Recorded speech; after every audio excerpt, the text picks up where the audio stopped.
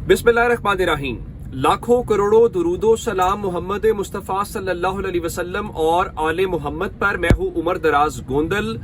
काजी फाइज ईसा का सूरज गुरूब हो गया है। एक बदतरीन दौर अपने इख्तिताम को पहुंचा, लेकिन जाने से पहले लगता यह है कि जो साथी जजेस हैं उन्होंने जाते जाते काजी फाइज ईसा का अगला पिछला हिसाब जो है वो चुका दिया है। कैसे? आप जानते हैं कि रात को एक इशाया था सुप्रीम कोर्ट बार एसोसिएशन और पाकिस्तान बार काउंसिल की जानिब से, और उसमें कुछ जो जज साहिबान हैं वो शरीक नहीं हुए थे। आज फिर एक खाना था, और आज का खाना जो है वो नए आने वाले चीफ जस्टिस जाहिया आफरीदी की जानिब से था, और उन्होंने इसकी वजाहत की कि ये पैसा सरकार का नहीं था, उन्होंने जाती तौर पर दीगर जजेस ने उनके लिए आज जोहराना या दोपहर का खाना रखा हुआ था। और आज वाले इस खाने के अंदर भी 5 जजेस सुप्रीम कोर्ट के शरीक नहीं हुए। जस्टिस मंसूर अली शाह साहब भी शरीक नहीं हुए। वो गए तो उम्रे के ऊपर हैं, लेकिन उन्होंने आज बाज़ाब्ता तौर पे खत के जरिए काजी फाइज ईसा की जरा मजीद उनकी इज्जत अफजाई की है।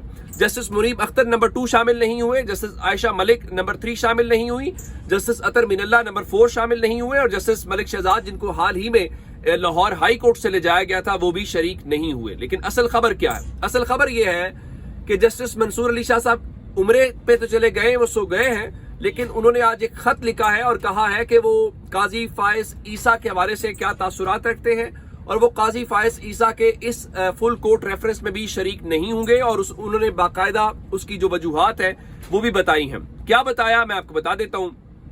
एक तो उन्होंने लिखा कि चीफ जस्टिस का किरदार अवाम के हुकूक का तहफ़्फ़ुज़ होता है।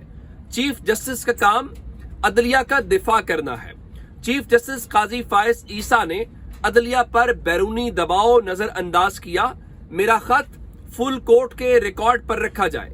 मैंने इख्तियारात से तजावुज करने पर साबिक चीफ जस्टिस साकिब निसार का फुल कोर्ट रेफरेंस भी अटेंड नहीं किया था। काजी फाइज ईसा का रेफरेंस भी अटेंड नहीं करूंगा। इसमें जो उनकी वजह है, उनके मुताबिक जो पाकिस्तान की अदलिया के ऊपर जो बैरूनी दबाव पड़ा, काजी फाइज ईसा ने उसको नजरअंदाज किया है, या दूसरे लफ्जों में यूं कहिए कि उन्होंने अदालती मामलात के अंदर बैरूनी मुदाखलत में काजी फाइज ईसा को शरीके जुर्म करार दिया है कि ये उनकी वजह से हुआ है या उन्होंने कहा है। मजीद क्या लिखा मैं वो भी बता देता हूं। उन्होंने कहा कि चीफ जस्टिस काजी फाइज ईसा सुप्रीम कोर्ट जजेस में हम आहंगी पैदा करने में नाकाम रहे।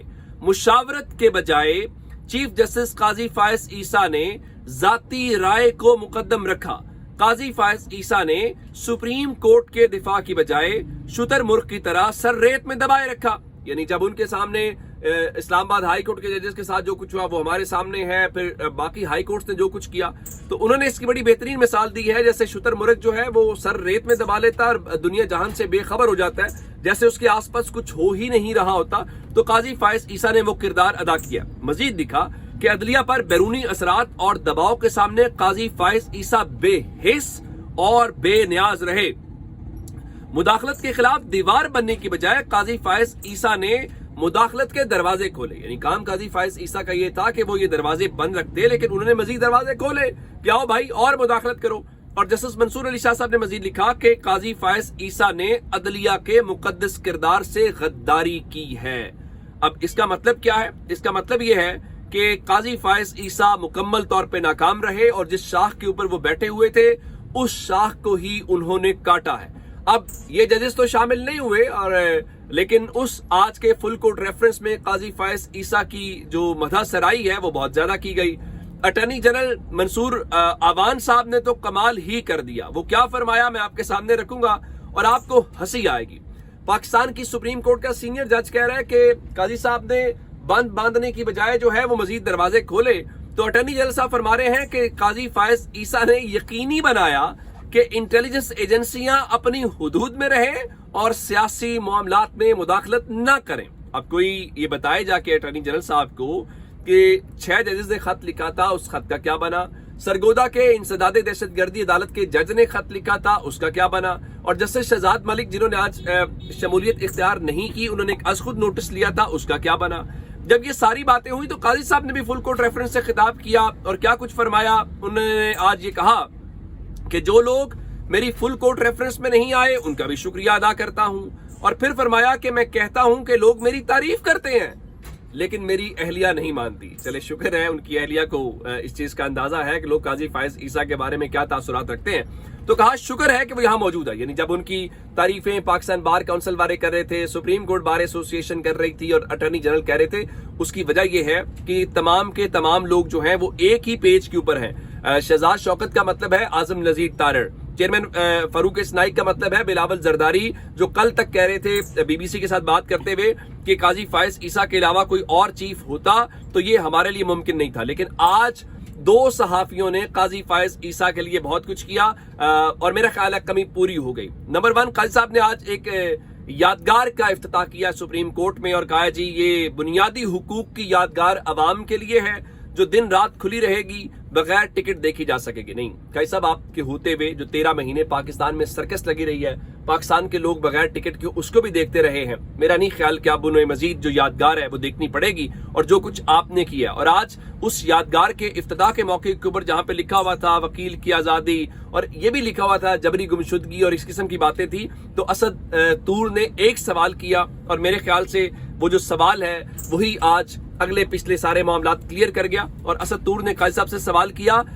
اور بھی بہت سارے صحافیوں نے سوال کیے, میں دیکھ رہا تھا کہ لیکن قاضی صاحب نے سوالوں کے جواب نہیں دیے. تو قاضی صاحب نے اسد طور نے یہ پوچھا کہ آپ یہ بتائیے کہ کیا 6 ججز یعنی جو اسلام آباد ہائی کورٹ کے 6 ججز ہیں ان کا خط بھی انسانی حقوق کے اس مقبرے میں دفن ہے؟ یعنی یہ جو آپ نے بنیادی انسانی حقوق کا ایک مونومنٹ بنایا ہے, کیا ان 6 ججز کا خط بھی اس میں شامل ہے؟ پھر ایک موقع کے اوپر صورتحال یہ پیدا ہوئی کہ جسٹس قاضی فائز عیسیٰ مطیع اللہ جان سے چڑھ گئے اور بتایا کہ وہ پودوں پہ چڑھ کے ویڈیو بنا رہے تھے, تو انہوں نے مطیع اللہ جان کو نیچے اتار دیا اور فرمایا کہ بھائی آپ چھوڑیے نا, یہ کیا کر رہے ہیں؟ معزز معاشرے ایسا کرتے ہیں, اتریے ادھر سے. مسلمانوں کا تو سب سے معزز معاشرہ ہوتا ہے. بالکل جو پودے ہیں ان کا خیال رکھا جانا چاہیے, ان کی حفاظت بھی ہونی چاہیے. لیکن قاضی صاحب جس طرح پودے ہیں, لیکن پودوں سے زیادہ پاکستان کے لوگ امپورٹنٹ تھے. جب ان کے انسانی حقوق کا جو کچھ کھلواڑ ہوتا رہا, جب الیکشن چرائے گئے, جب لوگوں کو گھروں سے اٹھایا گیا, چار دیواری کا تقدس پامال کیا گیا, کاش آپ کو اس وقت ان انسانوں کا بھی خیال ہوتا جتنا ان پودوں کا ہے, اور آپ کو پتا چلتا. آپ جو بتا رہے ہیں کہ اسلامی معاشرہ تو بڑا اچھا ہوتا ہے, بالکل ایسا ہی ہے, ہم اس کو مانتے بھی ہیں, لیکن آپ کے دور میں کیا معاشرہ ہوا وہ بھی ہم سب کے سامنے ہے اور اس کی عملی تصویر آپ خود ہیں.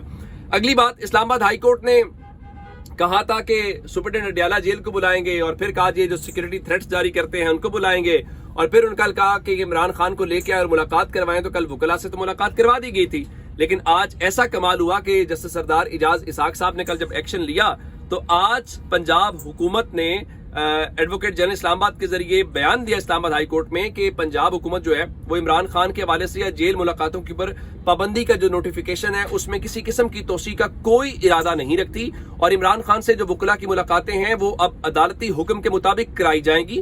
اور گزشتہ روز جیل ملاقات سے توہین عدالت کی درخواست کا مقصد پورا ہو گیا ہے, تو اس لیے اب درخواست کو نمٹا دیا جائے. یعنی ان کا کہ اب ہم نہ تو پابندی مزید لگا رہے ہیں, اور آپ کہہ رہے ہیں کہ اگر ہم نے توہین عدالت کی ہے تو ہم نے کل عمران خان کی ملاقات کروا دی ہے تو مقصد پورا ہو گیا, تو آپ مہربانی کریں اب اس درخواست کو نمٹا دیں. تو جسٹس سردار اعجاز اسحاق نے استدعا منظور کرتے ہوئے توہین عدالت کی یہ درخواست نمٹا دی ہے. میں صرف اتنی بات کہنا چاہتا ہوں کہ جیسا عامر فاروق کہہ رہے تھے اگر 25 تاریخ کو یہ پابندی ختم ہو گئی تو 26 کو ملاقات کرا دیجیے گا. اور دوسری جانب ایک جج نے سٹینڈ لیا, اس کا کیا ریزلٹ نکلا ہے یہ ہے ایک تگڑے اور کمزور جج کا فیصلہ. اپنا بہت سارا خیال رکھیے گا. خدا حافظ.